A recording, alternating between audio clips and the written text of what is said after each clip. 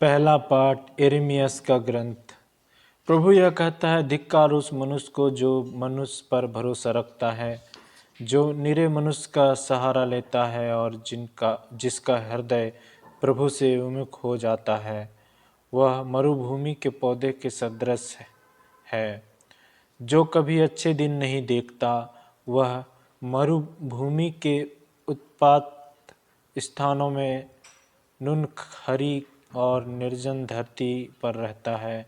धन्य है वह मनुष्य जो प्रभु पर भरोसा रखता है, जो प्रभु का सहारा लेता है। वह जल स्रोत के किनारे लगाए हुए वृक्ष का सदृश है, जिसकी जड़ें पानी के पास फैली हुई है। वह कड़ी धूप से नहीं डरता, उसके पत्ते हरे भरे बने रहते हैं। सूखे के समय उसे कोई चिंता नहीं होती, क्योंकि उस समय भी वह फलता है। यह प्रभु की वाणी है। ईश्वर को धन्यवाद। दूसरा पाठ, कुरिन्थियों का पहला पत्र।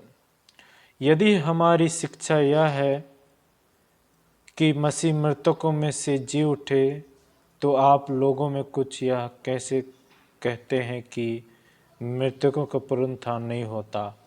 कारण यदि मृतकों का पुनरुत्थान नहीं होता तो मसीह भी नहीं जी उठे। यदि मसीह नहीं जी उठे तो आप लोगों का विश्वास व्यर्थ है और आप अब तक अपने पापों में फंसे हैं। इतना ही नहीं, जो लोग मसीह में विश्वास करते हुए मरे हैं, उनका भी विनाश हुआ है।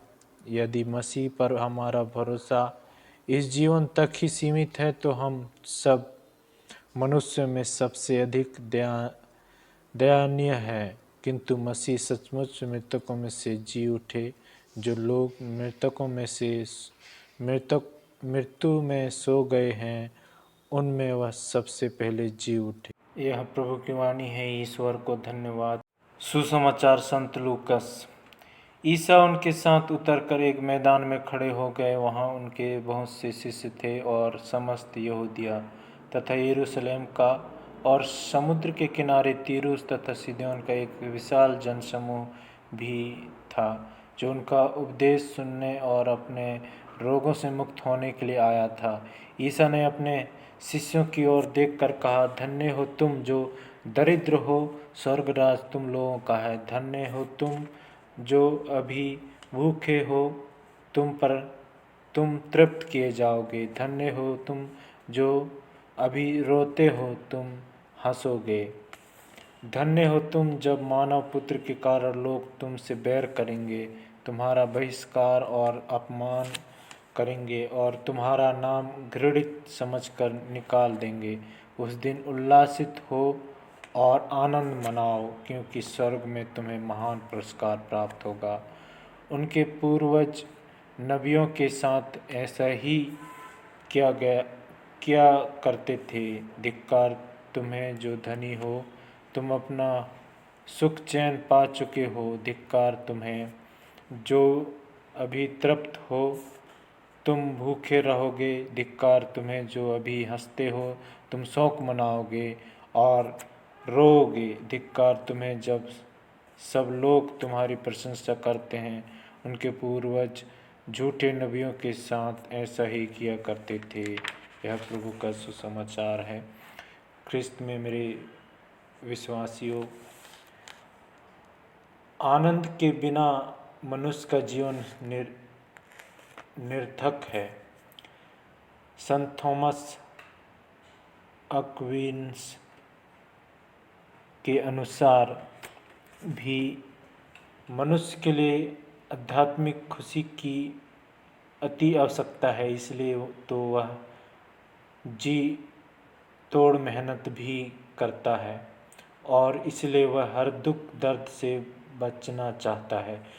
इसी खुशी की तलाश में वह दो तरह के रास्ते अपनाता है।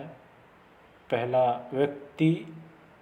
व्यक्तिवाद। इस प्रक्रिया में व्यक्ति सभी चीज़ों के लिए स्वयं पर आश्रित होता है। बहुधा वह स्वयं समृद्ध होता है, जिनकी मान्यता यह होती है कि वह सब कुछ करने में सक्षम है। संसार में सभी प्रकार की सुख सुविधाएं उपलब्ध है।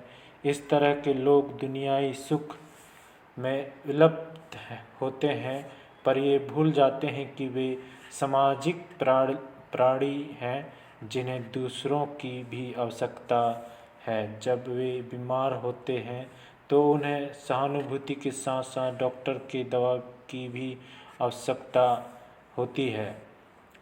वार्तालाप इस प्रक्रिया में व्यक्ति खुद विभिन्न प्रकार की परिस्थितियों से गुजरा हुआ विभिन्न अनुभव पाता है और यह उसके नज़रिए को बदलता है। वह दूसरों के जीवन से संबंध रखता है और दूसरों के सुख दुख में भागी होता है। साथ ही साथ वह ईश्वर के साथ अपना संबंध बनाता है और अपने प्रयासों की सफलता के लिए ईश्वर के आशीष की कामना भी करता है। आज इसी प्रक्रिया को यीशु भी समर्थन करते हैं, क्योंकि जीवन के रिश्तेदारी में ही जीवन की सच्ची खुशी और सही अर्थ पाया जा सकता है। आज हम प्रभु को तहे दिल से धन्यवाद देते हैं, क्योंकि उसने हमें सुंदर वचन सुनने का अवसर प्रदान किए। प्रभु, हम आपको धन्यवाद देते हैं, आपकी महिमा करते हैं। प्रभु, आज जो भाई बहन इस वचन को सुन रहे हैं प्रभु, उनके हर एक मनोकामनाएं पूरी हो प्रभु। उन्हें स्वस्थ लाभ प्रदान कर प्रभु, और हर एक खतरों से उन्हें बचा के रखना प्रभु, ताकि वे जो भी कार्य करे वे अच्छी तरह से वे अपने कार्य को कर सके प्रभु, और आपको धन्यवाद दे सके प्रभु। हे परमपिता परमेश्वर, हम आपको धन्यवाद देते हैं, आपसे प्रार्थना करते हैं प्रभु, आप अगुवाई रहना प्रभु उनके साथ में, उनके हर एक कार्य पर उनकी सहायता करना प्रभु। और साथ ही प्रभु, जो भाई बहन हमें प्रार्थना करने के लिए बोले हैं, उन सभी को याद करते हैं, आपके चरणों में रखते हैं प्रभु।